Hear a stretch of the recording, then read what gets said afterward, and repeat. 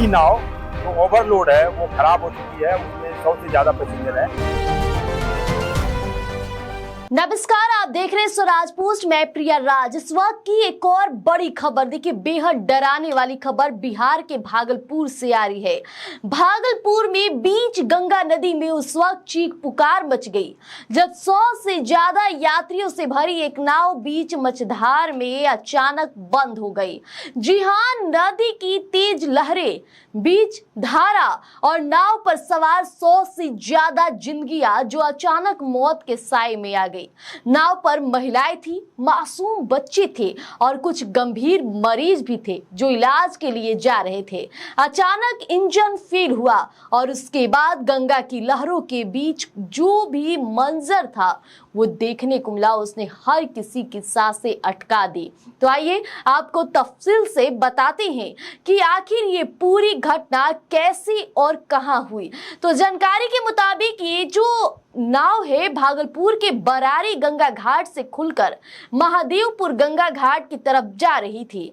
सफर बिल्कुल सामान्य चल रहा था, लोग आपस में बातें कर रहे थे, लेकिन तभी बीच गंगा नदी में अचानक नाव का इंजन बैठ गया। इंजन बंद होते ही नाव नदी की तेज मुख्य धारा में बेकाबू होकर बहने लगी।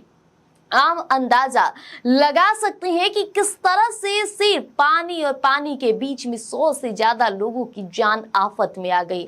जैसे ही यात्रियों को समझ में आया कि नाव खराब हो चुकी है और पतवार के भरोसे इस तेज धारा से निकलना मुमकिन नहीं है, तो नाव पर अफरा तफरी मच गई। बच्चे रोने लगे, महिलाएं चीखने लगी और जो मरीज इलाज के लिए जा रहे थे उनके परिजनों के हाथ पांव फूल गए। तो लोग भगवान को याद करने लगे और घाट पर मौजूद लोगों से मदद की गुहार लगाने लगे। लेकिन कहती है ना कि जाको राखे साइया मार सके ना कोई। इस भयानक मंजर के बीच जैसे इस घटना की भनक स्थानीय प्रशासन और एसडीआरएफ यानी कि स्टेट डिजास्टर रिस्पांस फोर्स को मिली। बिना एक पल गवाए एसडीआरएफ की टीम तुरंत अपनी स्पीड बोट्स के साथ मौके पर रवाना हो गए।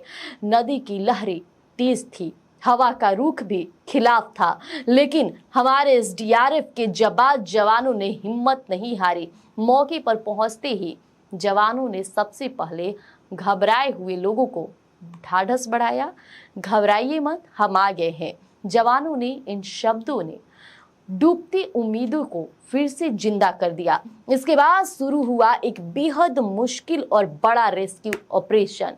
एक एक करके बच्चे, महिलाएं और सबसे पहले मरीजों को सुरक्षित रेस्क्यू बोट्स पर शिफ्ट किया गया।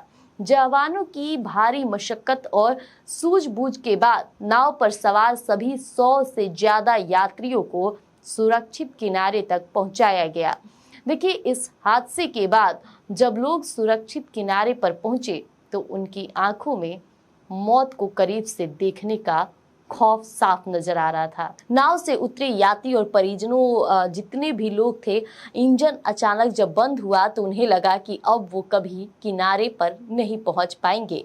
खासकर बच्चों की हालत बेहद खराब हो गई, कलेजा कांप उठा था।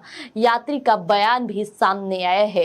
देखिए, अचानक इंजन बंद हो गया और नाव डगमगाने लगी, लगा कि अब सब खत्म हो गया। ये बयान सामने आए जिसे सुनकर हर कोई शॉक्ड है। अभी सर एक नाव खुली थी महादेवपुर से बरारी भागलपुर आने के लिए, तो सूचना मिली। बीच में हमारी जो पेट्रोलिंग टीम थी उसने सूचना दी कि एक बड़ी नाव जो ओवरलोड है वो खराब हो चुकी है, उसमें 100 से ज़्यादा पैसेंजर हैं। तो हम इमीडिएट वहाँ पर, एक बोट पहले से था तो हम भी गए और जो बीमार लोग थे, जो महिलाएं थी और बुजुर्ग थे, उनको हमने बोट पे रेस्क्यू करके लाया। और तब तक उनका जो नाव चल रहा था, खराब हुआ था, वो रिपेयर भी हो गया।